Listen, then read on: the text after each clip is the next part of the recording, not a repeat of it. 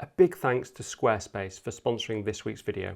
Morning everybody, fantastic to see you all again. So I am at a local woodland with my friend Suzanne, and we're going to be doing some woodland photography that's totally different, that I've never tried. Well, I say I've never tried, I tried a little bit when I was in Dorset, and that is nighttime photography in woodland. I've got some head torches, hopefully I've remembered those, we're going to try and light up the trees and see if we can get something really interesting. So before it goes dark, we're just going to try and find a few compositions, and then we'll wait for it to go dark. Hopefully we'll get something good. I have no idea how it's going to turn out though.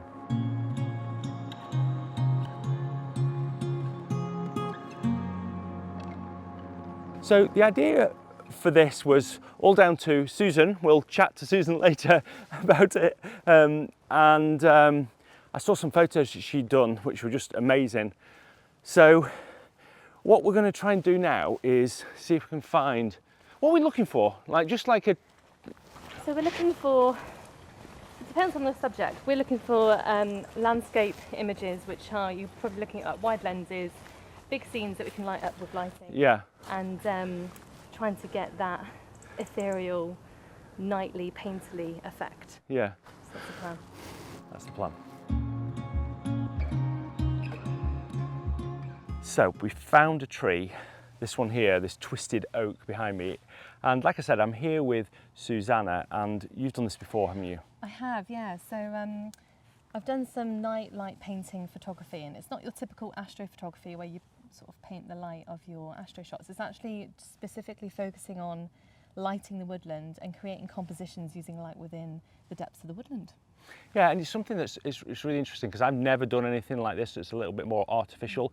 You know, I would never in my landscapes usually light anything, but I tried this when I was in Dorset and I got some really good shots. And what I'm going to hope is that we can get something, you know, like that. What I'm really excited about actually is shooting the light up behind into the trees and yeah, just sort of backlighting subject, it, yeah, which will be good. But That'll basically we're going to set a long exposure, run around, and I'll tell you a little bit more about the settings, and we'll talk a little bit more about that when we start doing it. But at the moment, it's way too light, I think, isn't it? Yeah, so we're just waiting for the light to fade. We've got a beautiful moon over there, which is, Yeah, it you really say it's is. rising now, isn't it? And It is rising, yeah, it's really stunning. So we're just waiting for that light to drop, and then sort of when it's really dark, we can get the best images.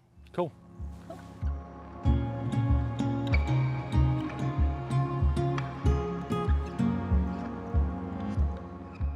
I'm going to start with backlighting, so I'm going to go behind the tree. I've got a torch here that's super bright, and I'm not going to do front lighting like this. I'm going to go and do backlighting. So I'm going to do a 30-second exposure with a 10-second delay, run into the scene, try not and die walking down that hill, and then just backlight it like this.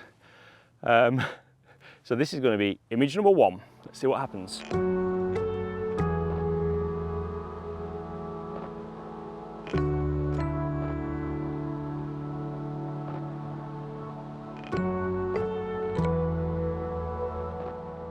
So I've just done one front on, and then I want to do one side on to see what that looks like. So I'm just going to paint it from the side like this. I have no idea what I'm doing, and hopefully that will look good. Cue photos.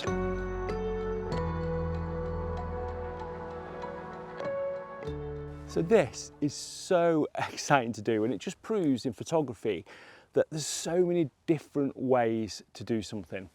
I'm going to keep with this tree, I think, and just move around it and try different angles on it. There's so many midges here though at the moment. Hopefully when it gets a bit darker, they'll go to sleep. Do the midges go to sleep? Don't know. I'm going to try a different angle on this tree. It's so cool, photography, that you can do so many different things. And I'm really excited. Sometimes when you creatively challenged, I think, and you're maybe not as keen to get out with your photography, doing something like this is a really, really good idea. Also, I just heard an owl. So even though we've got these horrible midges, which will hopefully go to sleep soon, we've got the amazing, beautiful sound of the owls.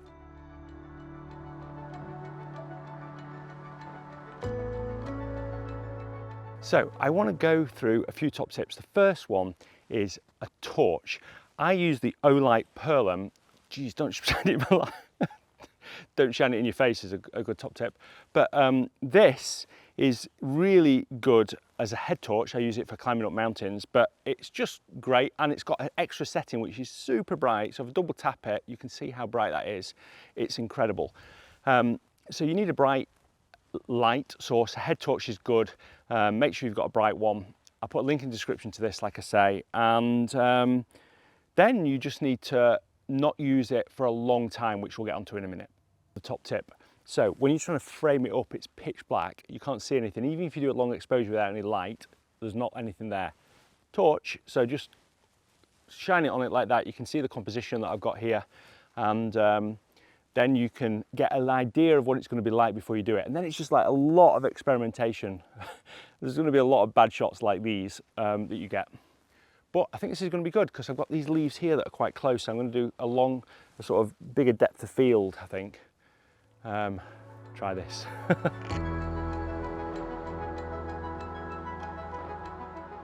So Suzanne's just taken a cool shot on her camera here.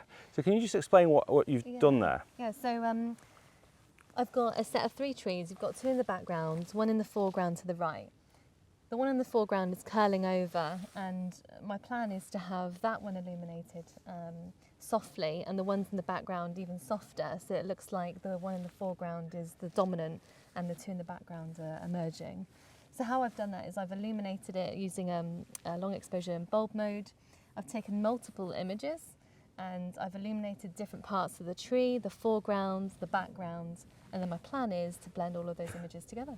And I think the key thing, well, 2 key things for me are you're using the luminosity levels for depth, which I think is really important, because depth in woodland photography is difficult to achieve. Totally, so that's really good.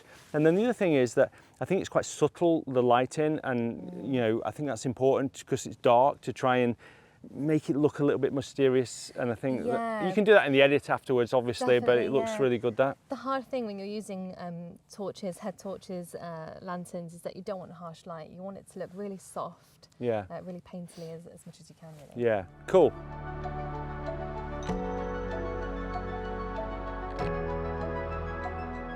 I found this tree here, this one, and I think it looks really good. It's a really nice shape to it, but I'm side lighting it. So I'm basically moving round to the side and lighting it from the side like this, because I think that's going to add a lot more character to it. So that's what I'm trying at the moment. This is just trial and error. I don't know whether it's going to work or not, but it's so exciting.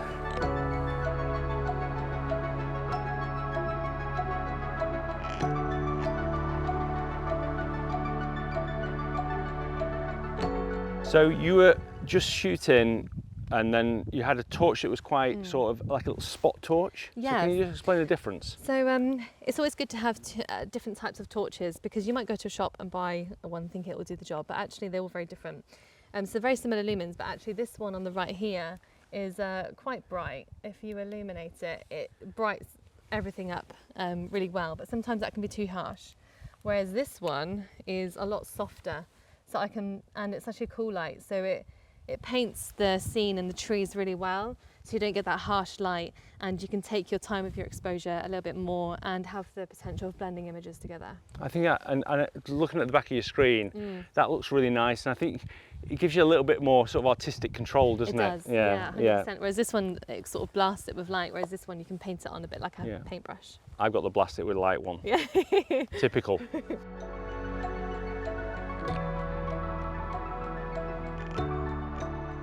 So just because it's night time doesn't mean I can't have an apple, does it? So I can't really contemplate the composition that easily, although I can just have a quick look with my head torch. I think Susanna's down there somewhere looking for some compositions. There's quite a nice tree here actually, which I might try and take. But it's time for an apple and just have a little rest, I think.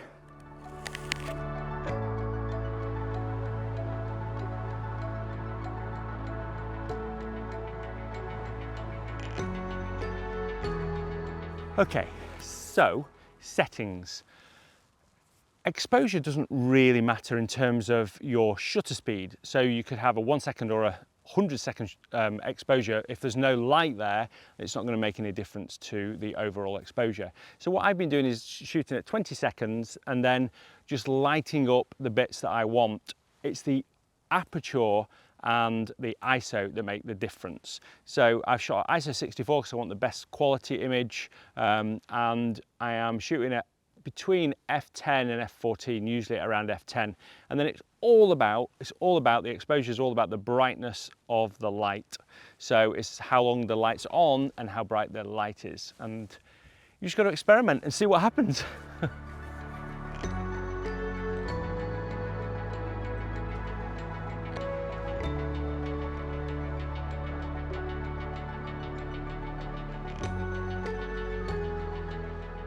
So I'm just walking back past Wise.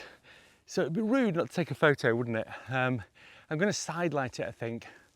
I think it's going to be difficult to get it because it's not quite the right type of tree. But if I sidelight it, I might be able to bring out some of the texture in the bark. I'm quite excited about this, though, and we'll compare it to the one I took in the autumn.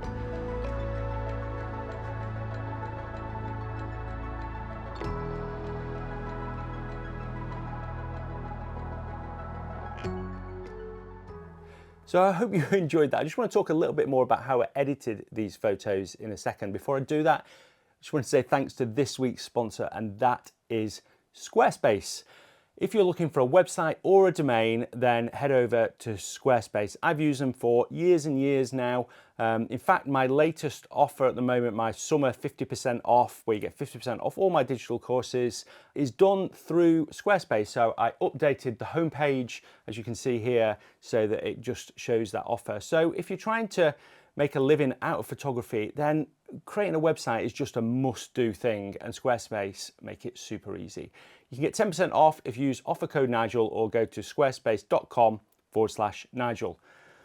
So Woodland photography at night, what do I think of it? Well, I'm actually quite surprised. The main reason I did it is that I think that photography is about creativity, and I think if you really want to be super creative, then you need to go outside your boundaries sometimes. You know, it can often get quite comfortable doing the same thing, which is a good thing because you get better at it.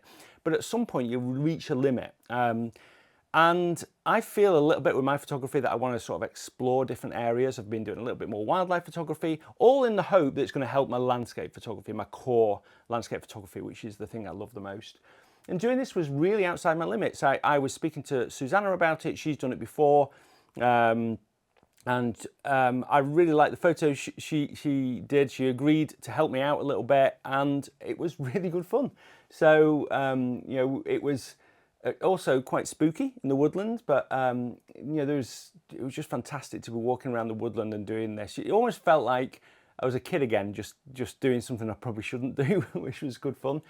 But yeah, I think of the photos that I took, I probably prefer this one the most. I think I got the lighting right on this one. So I liked sidelighting it because I felt like if you did that, you got the texture in the bark really well.